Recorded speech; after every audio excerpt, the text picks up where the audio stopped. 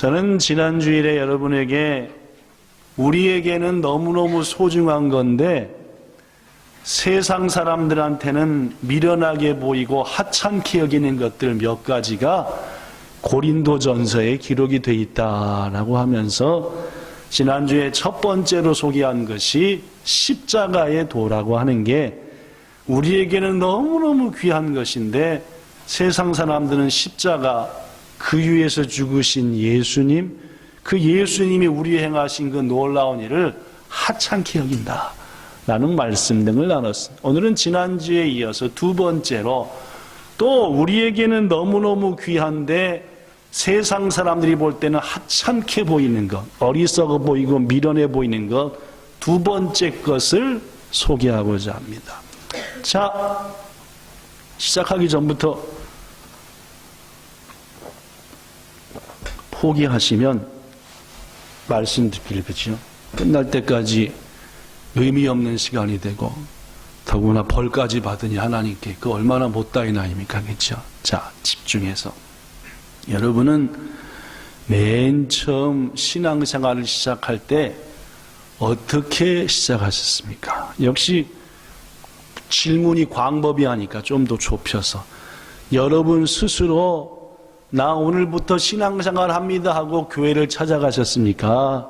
아니면은 누군가가 여러분한테 자꾸 예수님 믿기를 권하고 교회 가보자 하고 해서 누군가의 권유나 인도로 신앙생활을 시작하셨습니까? 제가 보기에는 신앙생활하는 거의 모든 사람들은 내가 오늘부터 교회 가야지 하고 마음 먹기보다는 누군가가 자꾸 권유해서 같이 가보자 해서 간 경우가 대부분일 겁니다. 실제로 그렇게 신앙생활을 시작할 때 누구의 인도함을 받았던 간에 그 인도함을 받은 예를 보면은 어떤 사람한테는 부모나 가족한테 인도함을 받는 경우가 있습니다. 저 같은 경우는 답은 어머니나 할머니한테 인도함을 받아서 워낙 어릴 적 일이니까 잘 기억 안 나지만 갔을 것이 분명합니다. 또 어떤 분은 친구나 이웃한테 권고나 인도함을 받아 간 그런 경우도 있을 겁니다. 어떤 분은 학교의 선배나 친구나 후배한테 혹은 직장 상사나 동료나 후배한테 권함을 받아서 교회 가신 분도 있을 거죠.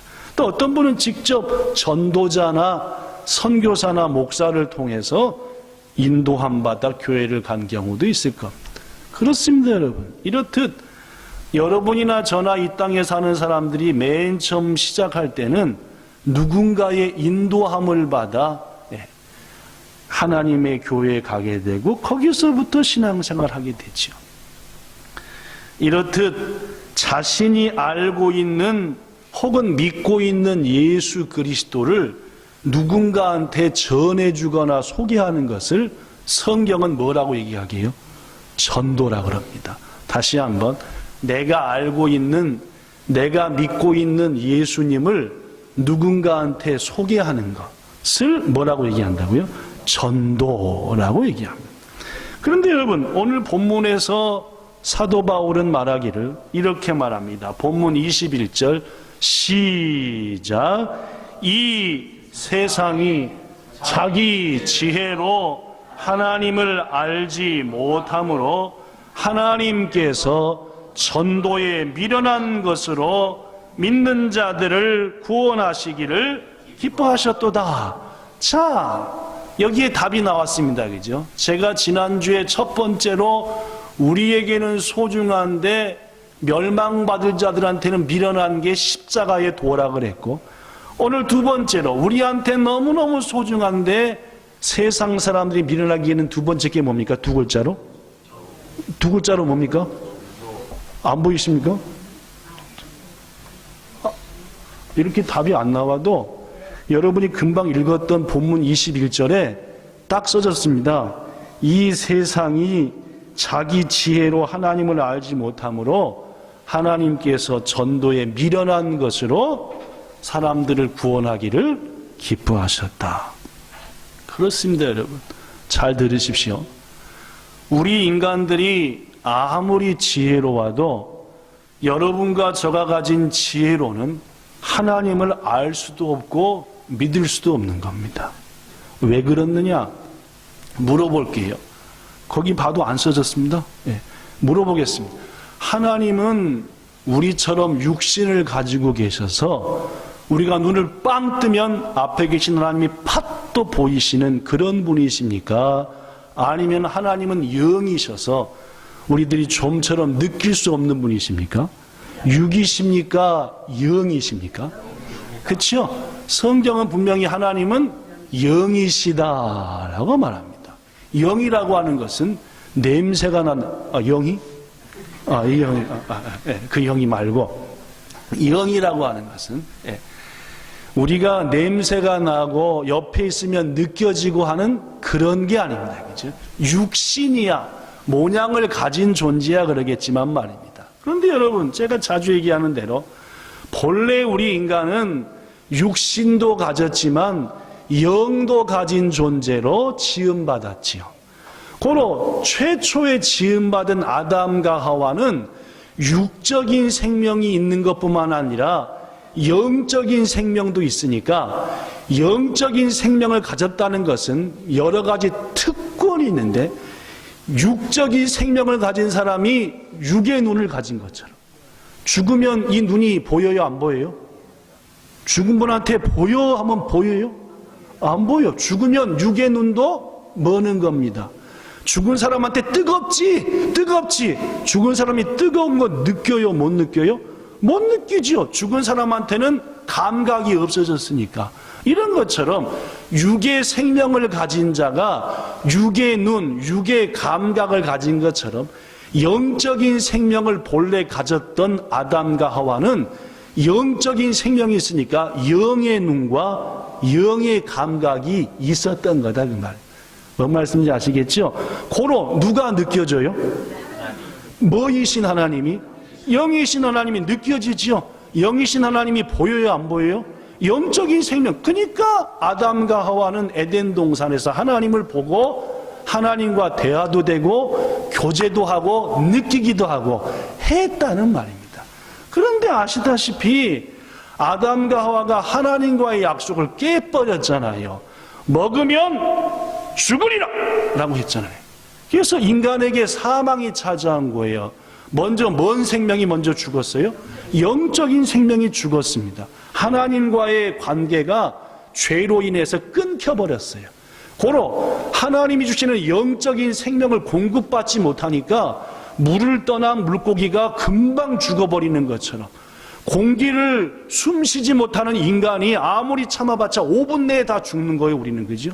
그러는 것처럼 하나님과의 관계가 단절된 아담과 하와 영적인 그 생명의 능력이 공급되지 못하니까 영적 생명이 죽은 거예요. 그 다음부터 아담과 하와가 하나님을 봐요? 못 봐요? 못 보는 거예요. 뭐가 죽었으니까? 영적인 생명이 죽었으니까 영안도 같이 죽었으니까 죽은 사람한테 아무리 뜨겁지 보여 해도 못 보는 것처럼. 그래서 오늘 본문에 보니까 우리가 아무리 지혜로워도 영이신 하나님을 알 수 없다 그 말입니다. 볼 수도 없고 느낄 수도 없다. 이유는 아담의 범죄로 인해서 영이신 하나님을 느낄 수 있는 영적인 감각이 우리한테 완전히 죽어버렸기 때문입니다. 그래서 하나님은 전도라는 방법을 통해서 우리에게 누구를 알게 하신다? 하나님을 알게 하신다라는 말. 그리고 그 하나님을 알게 한 그것을 바탕으로 하나님을 믿게 하시고 그 믿음을 바탕으로 예수님을 이제부터 뭐라고 부르게 하시고 주님이라고 부르게 하시고 그렇게 예수를 주라 부르는 자에게 뭐가 임하게 하신다? 구원이 임하게 하신다. 그게 아까 읽었던 로마서 10장의 말씀입니다. 자, 다시 한번 봐볼게요. 로마서 10장 9절 여기 써진 걸로입니다. 네가 만일 네 입으로 예수를 뭐라고? 주님이라고 시인하며 하나님께서 그 예수를 죽음에서 살리신 것을 네가 믿으면 넌 뭘 받는다? 구원을 받는다. 10절 시작. 사람이 마음으로 믿어 의에 이르고 입으로 시인하여 구원에 이른다 라고 말합니다. 자, 이렇게 얘기한 다음에 결론적으로 바울은 말하기를 13절 시작. 누구든지 주의 이름을 부르는 자는 구원을 받으리라. 예수님을 당신은 나의 주님이십니다, 당신이 나를 위해서 십자가에 죽으셨습니다 라고 입으로 시인하면은 그 사람은 영원한 생명을 얻는다는 말입니다. 아시겠죠? 여러분과 저의 삶이 항상 시인하기를 바랍니다. 예수님은 나의 뭡니다? 주님이십니다. 당신은 나를 위해 십자가에서 죽으셨습니다 라고 인정하는 거예요. 그런데 여러분, 여러분이나 저야 목사한테 혹은 전도자한테 예수님이 당신 위해서 죽으셨고 당신의 주인이라고 뭐 했으니까? 들었으니까 예수가 주인인지 무슨 십자가에 죽었는지를 알지, 생판 안 들었는데 예수 날 위해 죽었어, 그분은 나의 주인이야 라고 고백할 수 있습니까? 아니요, 못하는 거예요. 예, 누구로부터 들은 거의 얘기죠. 들었어야지 시인을 하든지 말든지 하죠. 더구나 그 듣는 가운데 내 속에 뭐가 생기는 거예요? 성령님이 주시는 선물이 하나 있는데 그것을 듣는 가운데 내 속에 믿음이 생기는 거예요. 그래서 나도 모르게 믿어지는 거예요. 예수가 나를 위해 죽었다는 사실이, 여기 있는 어느 누구도 내가 믿어야 되겠다 믿어진 게 아니라 나도 모르게 믿어진 겁니다. 주님이 나를 위해 죽었다는 사실이. 왜 나도 모르게 믿어졌느냐? 하나님이 나한테 그것을 믿을 수 있는 믿음을 선물로 주셨거든요. 뭔 말씀인지 아시겠죠? 고로 성경은 믿음은 선물이다라고 말합니다. 그리고 구원도 실은 선물 받은 믿음으로 고백한 거니까 당신이 나의 주인이십니다. 고로 구원도 실은 뭐다? 선물이다는 말입니다. 그렇습니다. 오늘 13절에 보니까 누구든지 주 이름을 부르면 구원을 받는데, 주님이라고 부를 수 있는 사람은 어떤 사람이 부를 수 있느냐? 예수를 믿는 사람이 부를 수 있는 거예요. 그럼 누가 예수를 주라고 믿을 수 있느냐? 들어야 믿는 거예요. 그럼 누가 들을 수 있습니까? 누가 얘기를 해야 듣죠.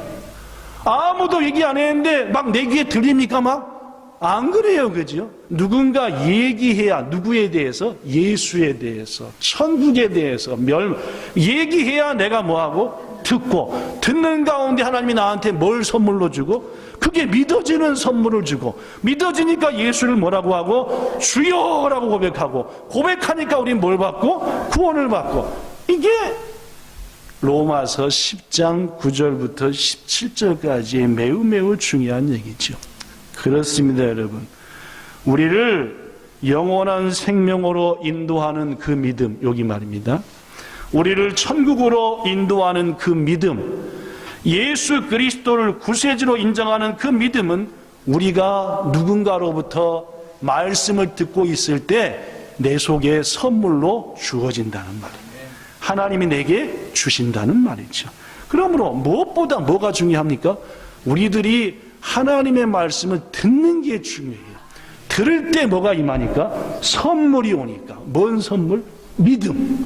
믿음이라는 선물이 오니까 말입니다. 고로 말씀을 듣는 것은 서도 중요합니다. 내게 구원의 믿음이 선물로 오니까 예배를 10번 빠져봐요. 내가 언제 예수 믿었나 할 정도로 나는 천박하게 삽니다. 그저 돈만 쫓아다니고 그저 세상에 즐기는 게 좋아져요. 뭐 여러분이나 저나 믿음이 좋고 뭐 어쩌다 하더라도 오늘부터 10주 믿음을 딱 예배를 빠져보면은 찬송가가 안 생각나고 기도보다는 아이씨 하고 욕부터 나오고 이렇게 되는 게 얘기죠. 이게 인간입니다. 그죠? 왜? 우리의 믿음은 자꾸 말씀을 듣고 말씀 있는 자리에, 고로 말씀을 듣는 것은 신앙생활에 너무너무 중요한데, 여러분, 더 중요한 건 뭐가 더 중요하느냐? 우리가 말씀을 들을래도 누가 들려줘야 듣지요. 뭔 말씀인지 아시겠죠? 그죠? 여러분이나 저야 말씀을 들을 수 있는 특별한 기회를 누군가로부터 자꾸 부유함을 받았으니까 믿음이란 게 크든 작든 생겼는데, 이 세상에는 한 하나님에 대해서, 십자가에 대해서, 예수에 대해서 들어본 적이 없는 사람도 많다는 겁니다. 뭔 말씀인지 아시겠죠? 그렇습니다. 아무리 여기 써진 대로 하나님의 말씀을 듣고 싶어도 그것을 전해주는 설교자나 전도자가 없으면 못 듣는다는 말입니다. 고로 이러한 이유 때문에 본문은 전도하는, 즉 예수님을 전해주는, 그분을 소개하는 사람들을 이렇게 칭찬합니다. 본문 15절 여기 써진 걸로 시작. 아름답도다 좋은 소식을 전하는 자들의 발이여. 그렇죠? 요새 옛날과 달리 발도 이뻐야 돼요. 그죠? 옛날엔 얼굴만 이쁘면 되는데 요새는 손도 이뻐야 되지. 손도 이쁘면 발도 이쁘니까 발가락에도 예쁘게 그림을 칠하고. 역시 손이 이쁜 사람도 이쁘고 얼굴이 이쁜 사람도 이쁘지만 발이 이쁜 사람도 이뻐요. 그죠? 그죠? 별로 발은 관심들이 없으시구나. 하여튼 발도 이쁘다고 생각합니다. 하여튼 그런데 말입니다. 하나님이 보실 때는 어떤 발이 최고 이쁘냐? 그것은 소식을 전하는 발이 이쁘더라. 어떤 소식? 아름다운 소식. 그러면 가장 아름다운 굿뉴스는 뭡니까? 구원에 대한 소식이죠. 예수 그리스도의 십자가에도 우리에게 영원한 생명이 임한다라고 하는 성경의 말씀을 증거하는 사람의 발이야말로 하나님이 볼 때는 가장 아름답더라는 말이에요. 저는 여러분에게 오늘 아름다운 발을 가진 두 사람을 소개하고자 합니다. 첫 번째 소개할 사람은 바로 이 사람입니다. 1876년 2월 27일, 지금부터 140년쯤 전입니다. 당시 한국은 한국이 아니라 조선이라는 나라였고, 조선은 일본과 한 조약을 체결합니다. 일본과 조약을 체결해. 이 조약의 이름은 강화도 조약이라고 합니다. 강화도에서 맺은 조약이다 해서 강화도 조약인데, 이 조약은 조선이 근대법의 토대 위에서 외국과 맺은 최초의 조약이었다고 합니다. 근대 국가로서 세계의 법의 기초에서 맞은 최초의 조약인데, 이 조약은 일본의 강압과 위협에 의해서 할 수 없이 맺은 조약이다 보니까 내용 자체가 불평등 조약이었다고 합니다. 뭐 조약을 맺긴 맺었는데 너무너무 불공평한 내용의 조약들이었다는 말입니다. 이 불평등 조약, 실은 일본도 경험을 했습니다. 서양 제국들이 막 쳐들어와 가지고 이런 일이 있기 약 25년 전에 일본 역시 똑같이 서양의 제국들 앞에 매우 불공평하고 불평등한 조약을 했는데, 그것을 똑같이 조선이라는 나라에 써먹은 거예요. 이때부터 조선은 말 그대로 조선을 큰 배로 여긴다고 한다면 침몰하는, 그 배가 깨져버리는, 파산하는 길로 똑바로 달려가게 됩니다. 이때로부터 불과 몇십 년이 지나지 않아 조선이란 나라는 이제 없어져 버리고 말죠. 파선하는 자리, 배가 깨지는 자리로 한 걸음 한 걸음 가게 만든 조약이 강화도 조약이다. 조선이 이렇게 멸망과 파선의 길로 접어들고 있을 때 조선으로부터 몇 킬로? 몇 킬로요? 안 써졌습니까? 써졌네. 시작. 조선으로부터 약 1만 킬로 떨어진 거리에 나라 이름은 캐나다입니다. 여기에 윌리엄 존 맥켄지라는 청년이 살고 있었습니다. 1만 킬로가 어느 정도냐? 제가 항상 얘기하는 것처럼 서울서 나리따까지가 몇 킬로예요? 1500킬로예요. 1500킬로. 그러니까 1만 킬로니까 소도 멀지요? 소도 멉니다. 그렇죠? 요새도 비행기를 타고 열심히 달려도 9시간쯤 걸리는 거리라고 합니다. 먼 거리죠. 당시 배를 타면은 한 달 이상 걸리는 거리였습니다. 여기에 윌리엄 존 맥켄지라는 청년이 살고 있었는데, 당시 그의 나이 32살이었습니다. 이 맥켄지는 전도자가 되기 위해서 신학교에서 신학을 공부하던 신학생도였습니다. 그가 어느 날 책을 읽는데 그 책이 뭔 책이었냐면은 조선이라는 나라가 있는데 세계 열강들로부터 이렇게 어려움을 당하고 파산을 향해 가고 있다라는 소식이 쓰여진 조선에 대한 책이었습니다. 이 책을 딱 읽는 순간 이 맥켄지의 마음에 자꾸 뭔 소리가 들려오는 거예요. 마음으로 말입니다. 마음에 들려오는 거예요. 이 뭔 소린가 하고 자세히 들어봤더니 조선에 가서 뭘 전해야 되겠다? 예수님을 전해야 되지 않겠냐. 큰 풍랑을 만나 파선의 위기에 처한 저 조선이라는 민족에 가서 그들에게 풍랑을 잔잔케 하신 예수님의 평화의 말씀을 전해야 되지 않겠냐는 마음이 자꾸 드는 거요. 조선이라는 나라는 들어본 적도 없고 본 적도 없고 거기 사는 사람은 어떻게 생긴지도 모르는데 1만 킬로나 떨어진 맥켄지라는 사람의 마음에 자꾸만 어딜 가고 싶어요? 가서 뭘 하고 싶어요? 전하고 싶은 거라. 누구를? 그리스도 예수를 말입니다. 전하는 자가 있어야만이 그들이 뭐 할 텐데? 그들이 들어야만이 뭐가 생길 텐데? 믿음이 생겨야만이 나처럼 예수를 주라 부를 텐데 이 일을 하고 싶어서 견딜 수 없는 몇 날 며칠을 그러다가 당시 캐나다 장로교회 선교본부에 달려가서 요청을 했습니다. 목사님들, 난 신학교에서 신학을 공부하는 존 맥켄지라는 사람인데 제가 지금 견딜 수가 없습니다. 조선이라는 나라에 가서 예수님을 전하는 일을 하고 싶습니다. 하는데 문제는 이 캐나다 장로교회 선교본부가 조선을 전혀 몰랐다는 겁니다. 모르니까 뭐 할 계획도 없어요. 선교사를 보낼 계획도 없는 거예요. 아무것도 없는 거예요. 일본이나 캐나다나 뭐 데이터가 있어야 뭘 하잖아요. 그죠?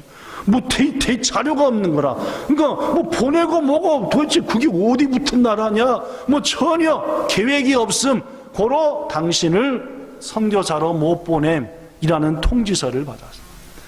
그럼에도 불구하고 이 존 맥켄지는 조선에 대해서 견딜 수 없는 마음이 생기니까 하나님이 주신 마음을 이 교회 저 교회 초청을 받아서 전하게 되었습니다. 맨 처음엔 자기 모교회에서 전함을 받았던 한 사람이 은혜를 받아갖고 자기네 교회 초청을 하고 또 접해 교회 초청을 해서 이 교회 저 교회 다니면서 맥켄지는 조선에 대한 소식을 전했어요. 하나님께서 역사하사 감동을 받는 거예요. 이야, 맥켄지 당신 같은 분이 글로 가서 예수님을 전해야 되는 거 아닌가 해가지고 기도의 동역자들이 생기고 선교비로 돕겠다는 물질의 동역자들이 생겨요. 그래서 선교비로 기도의 제목들로 하니까 선교비가 점점 모였습니다. 보니까 충분히 조선 땅까지 가는 뱃삭에 먹을 거에 여러 가지 물품에 할 수 있을 거예요. 그래서 이 맥켄지는 드디어 결단을 하고 부모님께 하직 인사를 하고 결혼하기로 한 약혼녀에게 다녀오겠다 하고 한 다음에 출발해서 마침내 1893년 12월 12일 추워요? 더워요? 네, 12월 12일입니다. 그죠? 12월 12일 날 조선의 부산항에 도착했다고 합니다. 먼저 온 선교사들의 도움과 조언을 바탕으로 그가 임직한 곳은 황해도였습니다. 12월 달에 황해도는 더워요? 추워요? 가보진 않았지만 서울보다는 춥겠죠. 그죠? 추웠어요. 낯설고 물선 땅 조선. 몹시 추운 땅 그곳에서 코가 이렇게 붙은 코쟁이가 그의 옷을 입고 예수를 전한다. 조선 사람들이 들을 리가 없었을 겁니다. 아무리 예수를 전해도 당시 사람들이 콧방귀도 안 낍니다.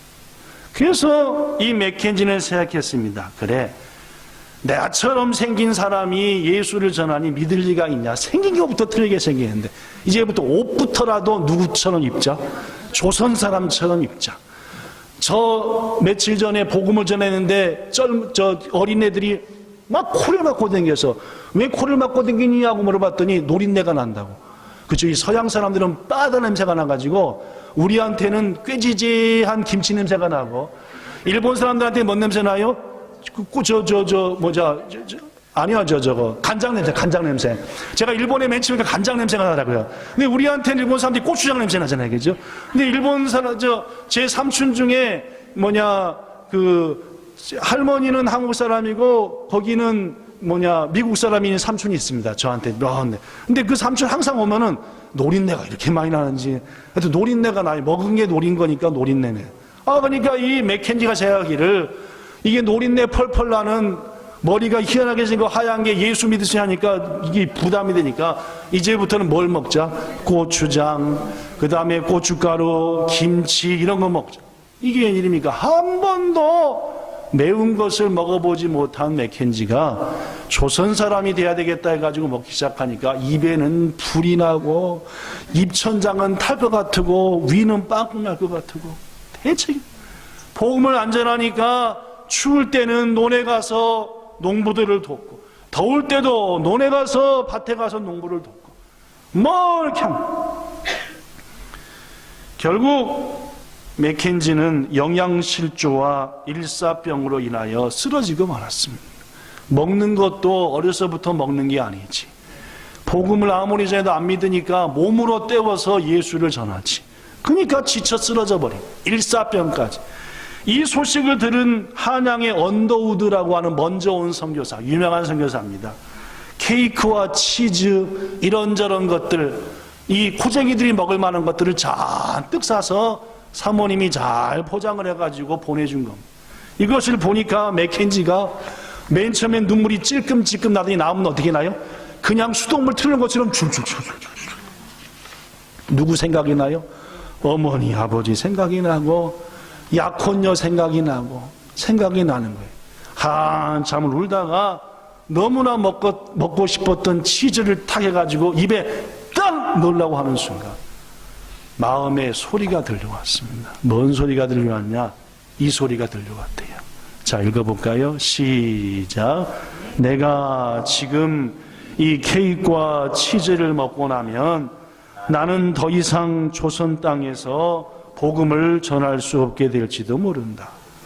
내가 내 입이 다시 이 치즈 맛을 느낄 때 아마도 나는 조선의 선교를 뭐하고 카나다로 돌아가고 말 것이다.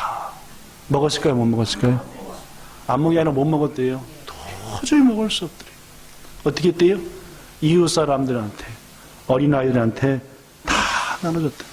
그러면서 눈물로 이렇게 얘기했대요. 우리 예수님은 우리들을 너무나 사랑하셔서 우리의 모든 죄를 위해 십자가에 달려 죽으셨습니다. 여러분, 그 예수님을 믿으세요. 저는 딱 한 가지 소원이 그거밖에 없습니다. 여러분들에게 그 예수님을 얘기하고 싶어서 얘기해야 여러분이 듣고 들어야만이 듣는 가운데 뭐가 생기고 믿음이 생기고 그래야만이 여러분이 예수를 주라고 시인하고 그래야만이 여러분이 구원함을 받고 그 예수님의 은혜 속에서 파산을 향해 가는 조선을 지킬 수 있고 하니까 제가 온 이유는 딱 한 가지입니다. 예수님 얘기하고 싶습니다. 믿으세요, 그분을 말입니다 하고 맥켄지 선교사는 그로부터 얼마 후 더 이상 몸이 지체하지 못해서 쓰러지고 맙니다. 그러다가 시름시름 앓다가 끝내는 황해도 솔레라고 하는 마을에서 하나님의 부르심을 받지요. 그의 나이 34살이었습니다. 조선 땅에 온 지 2년이 채 되지 않았죠. 2년도 12월 12일 날 왔고 그가 죽은 게 6월 23일 지나서 6월 말에 죽었으니까 1년 반, 한 달 반? 1년 반 만에. 그분의 사진 혹시 있나요? 없나요? 없습니다. 없구나.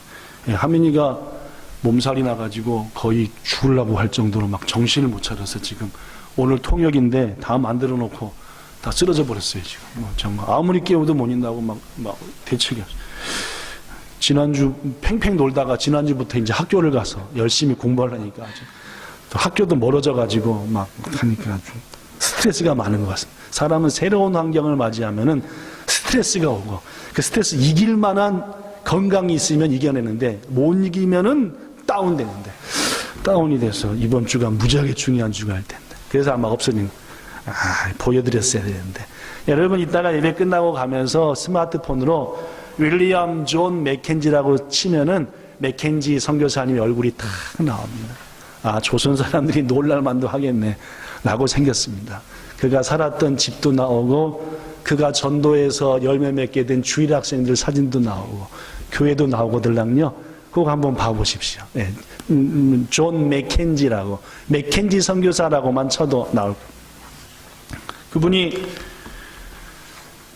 병중에서 쓴 일기를 소개하겠습니다. 1895년 6월 23일 그가 한국에 온 지 1년 6개월 하루째입니다. 1년 지나 6개월 지나 하루가 더 지난 6월 23일 토요일, 잠을 잘 수도 없고 밖으로 나갈 수도 없다. 너무 아팠어요. 지금 함이랑 비슷한 것 같아요. 잠을 잘 수도 없고 나갈 수도 없다. 내 몸이 너무 약해졌다. 특히 오늘 오후에는 온몸이 너무너무 춥다. 6월 며칠인데? 6월 23일이면 뭐요? 하지 지나서 열받기 시작할 텐데 너무너무 추웠대요. 옷과 몸을 데필 더운 물주머니가 있으면 좋겠다. 땀을 내야 되겠다. 시간 좀 지나서 조금은 나아진 것 같기도 하다. 그러나 이것이 나의 마지막 죽음이 아니기를 바란다. 내가 조선인들과 같은 방식으로 살았기 때문에 이렇게 되었다고 말할 여러 사람들을 위해서 말이다. 내가 조심하지 않았기 때문이다. 내가 어리석어 몸을 돌보지 않았기 때문이다. 몸이 너무 고통스러워 글을 쓰기가 너무 힘들다. 이렇게 그의 마지막 일기는 끝이 났습니다. 그의 나이 몇 살이라고요? 34살이었습니다.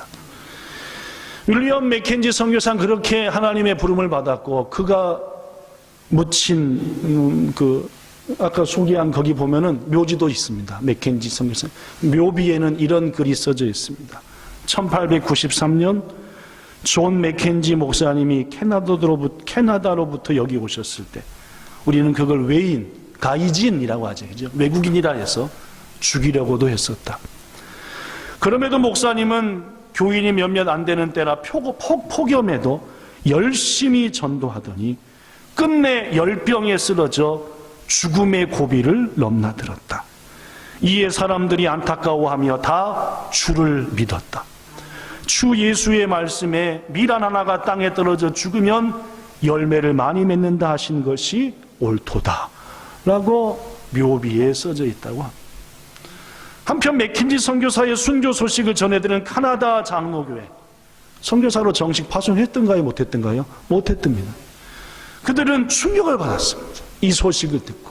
그래서 조선의 황해도와 등등으로 즉시 선교사들을 보냈고 함경도 원산과 황해도 솔레 등에 교회가 세워지는데 적극적으로 협력했습니다.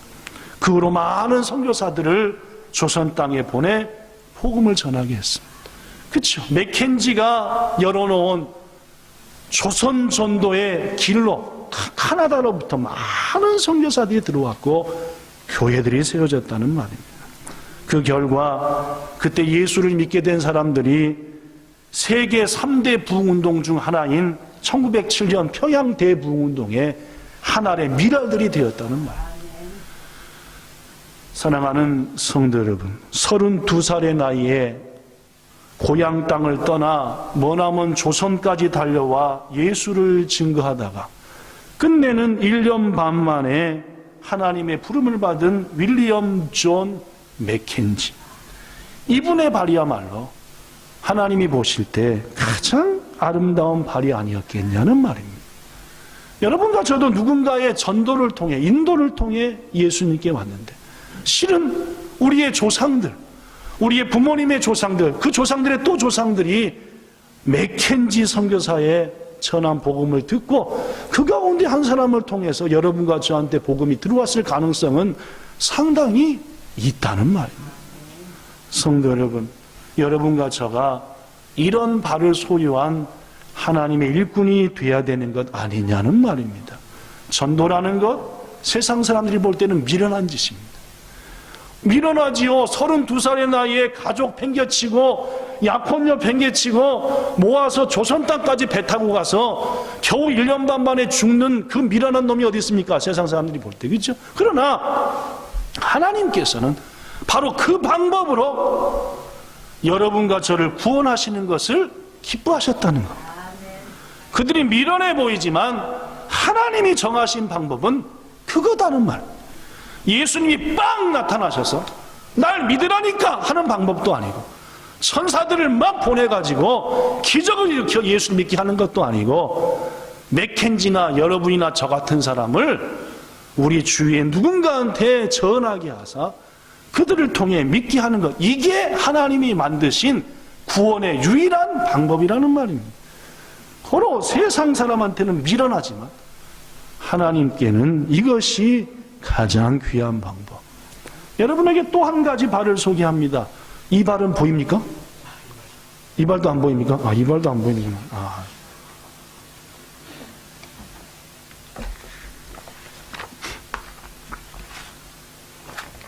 혹시 안 보일까봐 잔또 메모해왔는데 안 메모왔으면 큰일 날 뻔했습니다. 여러분에게 5분짜리 영상을 보여드리려고 했는데 그 영상도 역시 안 보인다니까 제가 대신 말로 보여드리겠습니다. 네, 말로써.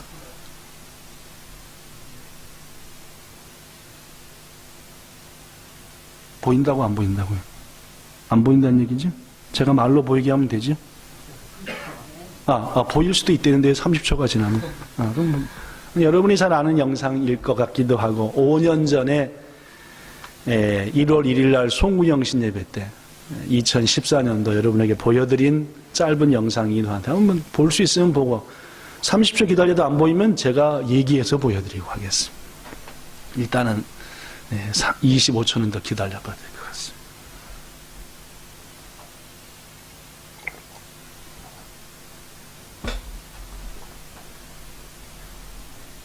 여러분에게 소개할 사람은 호주 시드니에서 살고 있었던 한 사람입니다. 이 사람은 40년간 호주 시드니의 조지라고 하는 스트릿, 조지 스트릿, 우리 일본말로 하면 조지도리, 그죠? 조지도리에서 40년 동안 예수를 전한 저 사람입니다. 저 사람. 아까 저 아저씨. 가버렸네, 그죠? 시간이 안 되겠으니까 제가 그냥 말로 됐답니다. 자, 소리 어떻게 해야 되나 보죠?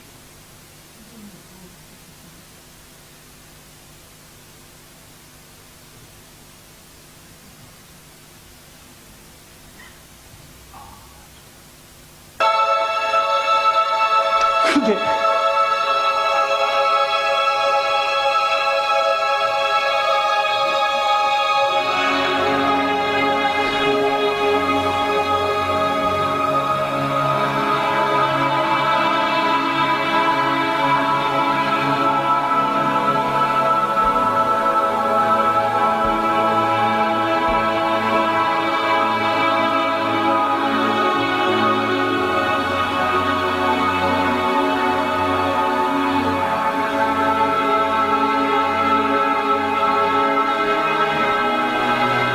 그냥 제가 얘기해죠.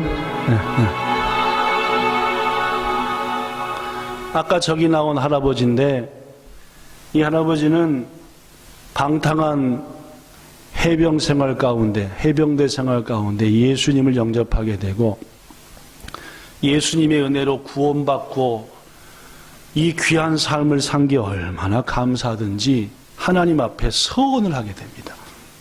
제가 얼마 전에 우리도 하나님 앞에 약속을 한번 해보자라는 서원, 그 약속이 뭐였냐면은 호주 시드니의 조지도리에서 매일 같은 시간에 10명의 사람들에게 예수님을 전하자라는 서원이었습니다. 그래서 몇 년간 했대요? 40년간 했어요. 그가 했던 내용은 이겁니다. Excuse me, sir. Are you saved? 실례합니다, 선생님. 시츠레이시마스 센세이 아나타와 스쿠아레 마시타까? 구원 받았습니까? 라고. 모시 아나타가 곤방 신나라 아나타와 댕국군이 있게마스까? 이까레마스까? 라고 물어봤다. 이것이 그가 전도한 유일한 얘기였어요. 더 이상 얘기하지 않았어요. 딱 이 얘기입니다. 선생님은 구원 받으셨느냐? 오늘 밤에 죽었을 때에 천국에 갈 자신이 있느냐? 그렇게 40년을 복음을 전했는데 단 한 번도 어떤 사람이 찾아와 영감님, 당신이 전한 예수를 통하여서 내가 구원받았어요 라는 얘기를 들어본 적이 없었어요. 그래서 이 할아버지는 생각했죠. 내 열심은 아무 열매가 없는 열심이었구나 라고 또 실망했습니다. 몇 년이나 예수를 전했는데 하루에 몇 명? 10명. 그러면 곱하면 40년 365일 하루 10명 계산 나와요 안 나와요? 안 나오죠. 소도 많겠죠. 그런데 한 명도 와서 당신을 통해서 예수 믿은 게 감사하다고 말한 자가 없더래요. 그런 일이 있었을 때 영국의 런던에서 목회하시는 한 목사님이 3년에 걸쳐서 놀라운 일을 체험합니다. 어느 날 주일 예배를 마치려고 할 때 저 현 집사님쯤 앉은 자리에서 어느 분이 딱 손을 처음 보는 분이에요. 목사님, 저 간증을 좀 하고 싶은데요. 예? 예배 이제 끝내야 되는데요. 목사님 간증 좋습니다. 3분만 얘기하세요. 와서 얘기했는데 이분이 말합니다. 제가 얼마 전에 호주에 있는 시드니를 걸어가고 있는데 그 도로 이름이 뭔 도로였다? 조지 도리였습니다. 한 영감님이 나한테 찾아와 말하기를 Excuse me, sensei. 써다 그죠? 당신은 구원 받았습니까? 오늘 밤에 죽는다면은 천국 갈 자신 있습니까? 라는 말을 듣고 비행기 타고 영국에 돌아오는 내내 그 말이 들려서 견딜 수 없어 나는 지금 어디 왔다? 여기 왔습니다. 하고 목사님은 축복해주고 신실한 그리스도인. 이 영국의 목사님이 그로부터 얼마 후 미국 LA 등에 가서 설교를 하게 되었는데 이게 웬일입니까? 또 누군가 목사님과 예배 끝나고 차를 마시는데 똑같은 간증을 하는 거예요. 목사님, 제가 어떻게 예수 믿게 된지 압니까? 실은 호주 시드니에 갔는데 조지 도리를 걷다가 한 영감님을 통해서 예수님을 소개받는데 그가 전한 것은 Excuse me, sir. 똑같은 얘기를 하는 거예요. 이게 웬일입니까? 영국에 다시 돌아와서 예배 또 드리는데 이번에는 4명의 노인이 와가지고 똑같은 간증을 또 하는 거예요. 이게 웬일입니까? 얼마 후 다시 캐러비언 선교대회에 가서 했는데 3명의 선교사가 목사님, 제가 선교사가 된 것은 실은 25년 전에, 어떤 사람은 30년 전에, 어떤 사람은 32년 전에 호주에 가서 이런 얘기를 들었고 그분을 통해 내가 영접했습니다. 미국 조지아에 있는 해군 부대에 가서 설교했는데 해군 군종이 간증하기를 제가 어떻게 예수 믿는지 압니까? 실은 지금부터 32년 전에 호주 시드니의 조지 도리를 걷고 있다. 이뿐만이 아니었습니다. 인도 선교사들이 모인 5,000명이 모인 집회에 가서 이 목사님이 설교하는데 한 인도 외교관이 나와서 말하기를 제가 얼마 전에 인도에 있는 거기에 외교관으로 있었는데 조지 거리에 갔다가 조지 도리에서 어떤 할아버지를 통해서 예수 믿게 되었습니다. 가는 곳마다 이 사람 저 사람한테 간증을 듣는데 듣고 보니까 뭔 얘기인 거예요? 조지 도리에서 있었던, 결국 이 목사님은 호주에서 설교할 기회를 얻게 되고 맨 처음에 간증을 들은 때로부터 3년 후라고 합니다. 그는 간증을 하고 예배를 드린 다음에 수소문을 했습니다. 어디 도리를 갈게요? 조지 도리를 갔죠. 누굴 찾았게요? 그 사람을 사람들이 알아요, 몰라요? 다 압니다. 인제는 뭐 한대요, 안 한대요? 인제는 안 한대요. 너무 몸이 아프대요. 수소문해서 찾아갔습니다. 얘기했습니다. 당신을 통해서 수많은 사람들이 예수님을 믿었답니다. 난 영국에 있는 목사인데 우리 교회에서 3년 전에 웬 노인이 간증을 했고 그로부터 얼마 후 미국에서, 얼마 후 인도에서, 얼마 후 선교대회에서, 얼마 후 해군부대에서 당신을 통해서 예수를 믿게 된 사람이라고 내 꼭 이 얘기를 해주려고 해왔습니다. 그런 내용이었어요. 이어서 말하기를 당신은 혹시 당신이 한 일에 대한 아무 열매가 없어서 실망하고 있는지 모르겠지만은 하나님이 내게 말씀하는데 당신은 천국에서 가장 유명한 사람이랍니다. 그래서 이 제목이 천국에서 가장 유명한 사람이라는, 꼭 한번 이따가 보시면 마음에 감동이 됩니다. 5년 전에 한경수 목사님이 이번에 임직 예배 드릴 때 임직식 때 한 설교한 목사님이 저한테 매일 영상이나 글을 보내주는데 5년 전에 제가 몹시 낙심해 있을 때 그걸 보내면서 당신은 천국에서 유명한 사람입니다 라고. 사랑하는 여러분, 이 사람의 이름이 제너라고 하는 J-E-N-N-E-R 제너. 이분은 이 목사님께 간증을 들은 후 2주 후에 하나님의 부르심을 받았답니다. 얼마나 그 목사님한테 간증을 들을 때 이 마음이 뜨거워졌을지 우리는 충분히 느낄 수 있습니다. 말씀을 정리합니다. 성도 여러분, 거듭 말하지만 전도라고 하는 것은 세상 사람들이 볼 때에 어리석고 미련한 것인지도 모르겠습니다. 심지어 우리 믿음의 사람들이 볼 때도 어쩌면 전도가 미련해 보일 수도 있습니다. 어떤 결과도 없어 보이고 아무리 외쳐도 아무런 열매 없는 것 같고. 그러나 여러분, 아까도 제가 몇 번이나 강조했듯이 하나님께서 구원하시기로 한 정한 방법은 바로 이 전도라는 것입니다. 이러한 이유 때문에 베드로도 요한도 야고보도 바울도 맥켄지도 전도를 위해서 자신의 모든 것을 버렸습니다. 젊은 언더우드 선교사가 토마스 선교사가 조선 땅을 향한다고 할 때 어느 누가 그들을 미쳤다고 생각하지 않았겠습니까? 지도에도 잘 모르는 나라, 도대체 어떤 말 어떤 모습을 가진지도 모르는 나라에 가서 예수를 전하겠다는 것은 어쩌면 가장 가까운 사람들에게조차도 미련하게 보였을 수도 있다는. 그러나 하나님은 유일한 그 방법, 그렇게 전해야만이 누군가 듣는 것이고 들어야만이 듣는 가운데 믿음이 선물로 오는 것이고 그래야 주님이라고 부를 수 있으니까 말입니다. 우리 교회가 20년이 되었고 21년을 향해 나아갑니다.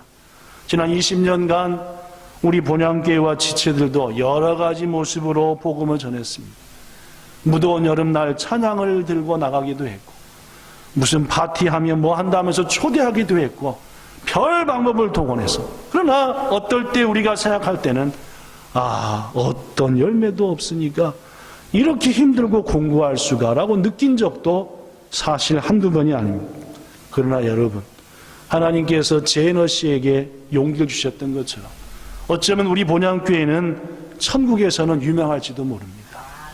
우리가 전하고 외친 것들을 통하여 우리 눈에 열매가 안 보여서 답답하고 실망하는 것들이 제너 씨처럼 있었을지, 있었지만은, 그러나 하나님께서는 우리가 미처 깨우치지 못한 가운데 많은 사람을 하나님께로 인도하셨으리라는 것이고, 그것은 하나님이 행하시는 유일한 구원의 방법이라는 사실입니다. 우리 다시 한번 용기 내서 복음을 들고 나가는 교회가 됩시다. 히카리 선교단이 2주에 한 번씩 나아가서 다시금 전도하고 있습니다. 여러분과 저도 우리 주위에 있는 사람들에게 용기 내어 다시 한번 예수님 얘기해 봅시다.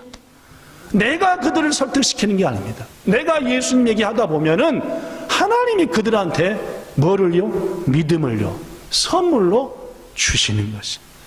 이 놀라운 구원의 은혜에 귀중하게 쓰임받는 여러분과 저 되기를 예수님 이름으로 축복합니다. 좋으신 하나님, 세상 사람들 볼 때는 미련하기 짝이 없는 것이지만 우리 하나님께는 가장 지혜롭고 아름다운 것, 그 두 번째 바로 전도였습니다. 아버지, 낙심하지 않게 하시고 다시 한번 일어나 이 땅의 사람들에게, 내 주위 사람들에게 예수님을 권하게 하시고 전하게 하옵소서. 우린 사실 떨립니다. 내 말을 듣고 그들이 예수를 믿을까? 아니, 이렇게 떨리지 않는 사람이 세상에 어디 있겠습니까? 그러나 주님, 우리 말로 그들을 설득하는 게 아닙니다. 그들을 설득하는 분은 우리가 전할 때에 그들 속에 함께하는 성령님이시고, 그들이 믿게 되는 것은 우리의 모습이 아니라 우리 주님께서 그들 속에 믿음의 선물을 주시기에 믿어지게 되는 줄로 믿사오니, 이 기적이 이미 우리 속에 일어났사오니 이제 우리를 통해 이 땅에 일어나게 하여 주시옵시고, 그 일을 감당하는 우리가 되도록 용기 주시옵소서. 그리하여 멀지 않은 날 아름다운 발을 가진 교회로, 아름다운 발을 가진 성도들이 가득한 성도로 칭찬받는 우리들 되기를 간절히 소원할 때 주 예수님 이름으로 기도드리옵나이다. 아멘.